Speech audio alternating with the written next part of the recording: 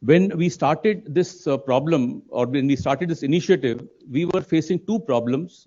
First problem is the issue which the Dealer Association has been raising for a long time about the margins which are available to the fair price shop dealers. They said the margins, rupees 180 and rupees 90, depending on the what the government of India gives to partially subsidize the dealers' margin that the states are extending to these dealers per quintal, is inadequate, and it cannot really ensure that they can survive on these dealer margins. The other issue is that we were tackling that the shops usually function 7 to 10 days in a month, and after the ration is disbursed, and some states are disbursing ration once in 3 months, which basically means that once you've given the ration, once you distribute the ration, what do these shops do? There is gross underutilization of the facilities, of the manpower, and this is a national waste. So we thought, what is it that we can do to ensure that these shops are able to function through the month and at least 8 to 10 hours in a day? So that was one problem about the dealer margin, about the fact that there is underutilization of the infrastructure. And the second problem that we are facing, that the country is facing, is that of malnutrition. We know from these numbers, I don't need to repeat, the extent of stunting, wasting, and underweight, which is prevalent among the youth, among the children, among the women, and even among men. So what is it that can be done by using these FPS dealers to address this problem? The fact remains that the FPS dealers have been in the locality for many years, and in some cases, many decades. So they have a certain standing, they have a certain level of recognition and trust that people have on them.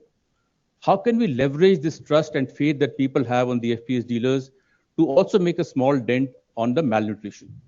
So here emerged the idea of, let's say, dovetailing the resources of these organizations which I just mentioned, and coming with an idea of Jan Poshan Kendra, where the FPS, so the issue which always raised is, where does the money come from?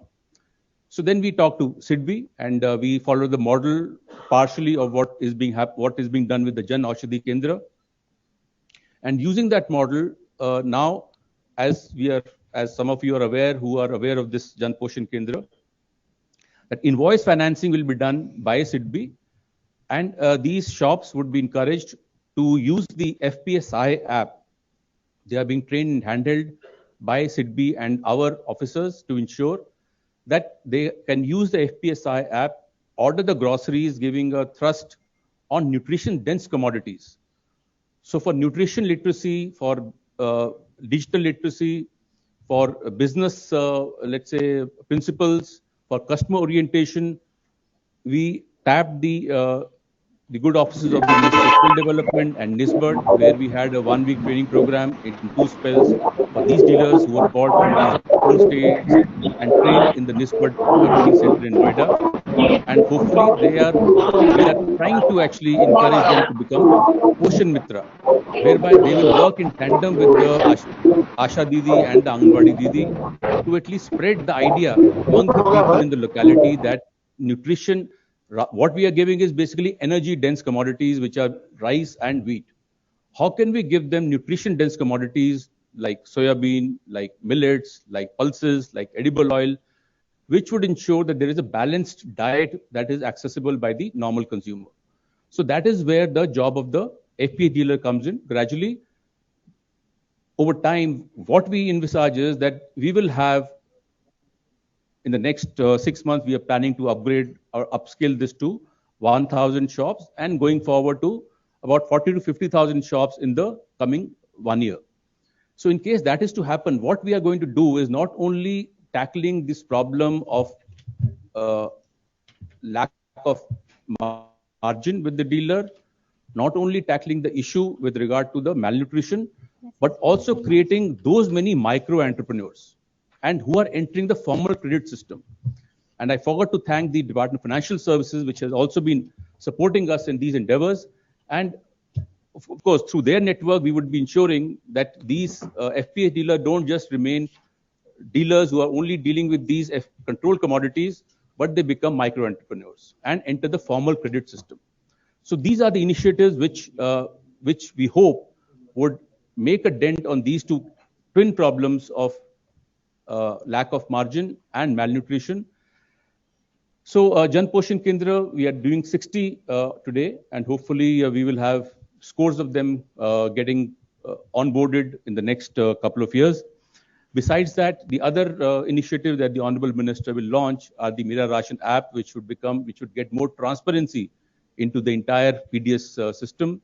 We are also planning to tie up with, let's say, AI tools to ensure that we are able to get information with regard to the level of happiness or level of satisfaction that the consumers had with the FPS dealer network. Quality management system, all our quality testing, which was being done by various agencies like the FCI, like the CWC, like the department, all is being now brought onto one portal, and all the test reports would be now available online. So that is what will be the third launch. The quality manual, we had different instruction issued at different points in time about the quality inputs that need to be adhered to. So now all that would be in one place at one manual, which will enable all of us to actually access this information whenever needed. The contract manual of FCI again will bring transparency to ensure that the contract management is made more streamlined, and the labs getting accredited by NABL. So these are the few initiatives which we are intending to launch today. And with these words, I'd like to thank each one of you once again for your presence, for your patience, and for supporting the endeavors of DFPD. Thank you very much.